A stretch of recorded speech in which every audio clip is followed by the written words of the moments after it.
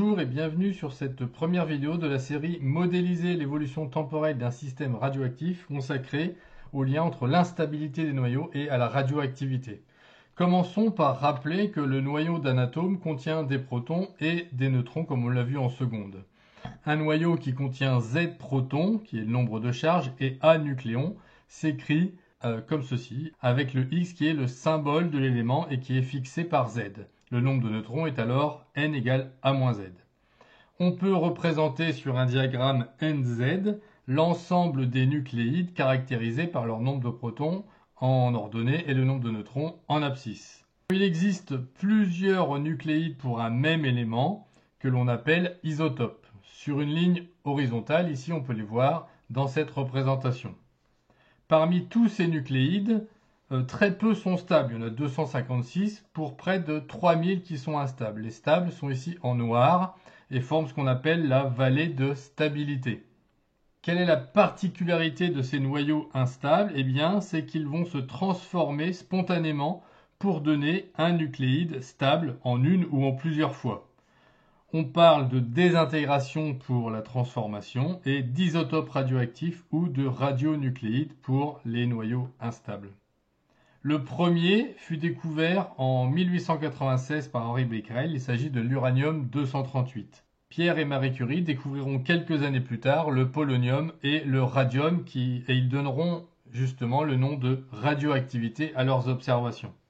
Sur le diagramme NZ, on peut distinguer trois zones pour les noyaux instables qui vont se raccorder à trois radioactivités différentes. En rouge, on va avoir une zone où il y a plutôt un excès de protons qui va correspondre à la radioactivité qu'on appelle β+, et donc à l'émission d'un positon. Le positon, dont on a noté ici la représentation, est l'antiparticule de l'électron. En bleu, on a une zone où il y a plutôt un excès de neutrons qui va correspondre à la radioactivité qu'on appelle β- et qui donne une émission d'un électron qu'on peut noter comme ceci, E-1, 0, -1 étant la charge.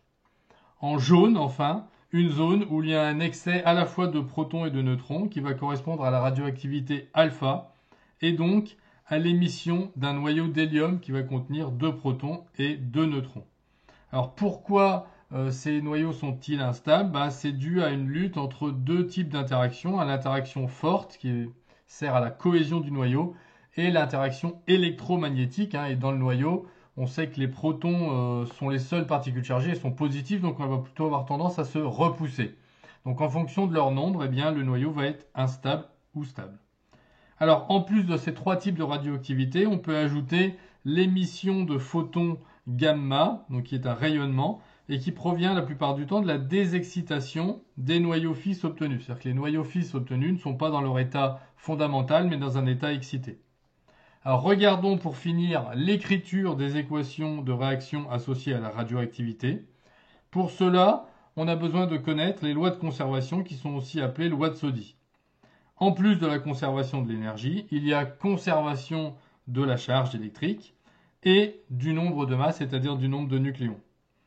Pour montrer l'utilisation de ces lois, on va prendre l'écriture d'une équation type qui va être de cette forme-là, avec x et y, donc deux éléments qui vont réagir. Alors évidemment, du fait des deux éléments présents, ça va pouvoir s'adapter aussi bien à une fission induite qu'à une fusion, qui ne sont pas vues cette année, mais qui ont été vues en première en enseignement scientifique.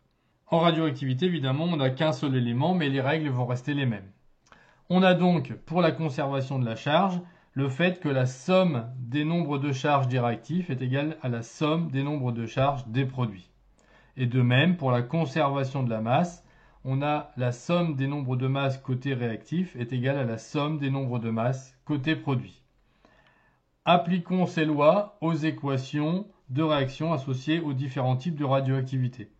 Pour la radioactivité β+, où il y a émission d'un positon qui est noté E plus 1, 0, on va donc obtenir un noyau dont le numéro atomique est descendu d'une valeur 1, qui correspond au 1 du positon. On voit donc que ce noyau perd un proton, mais garde le même nombre de nucléons, et donc par conséquent, on peut en déduire qu'il y a un proton qui s'est transformé en neutron. On peut donner comme exemple celui du fluor 18. Pour la radioactivité β-, pour laquelle il y a émission d'un électron, eh bien on va obtenir un noyau dont le numéro atomique va être augmenté de 1. Avec le même raisonnement, on en conclut que c'est un neutron cette fois-ci qui va se transformer en proton. On peut donner comme exemple le cobalt 60.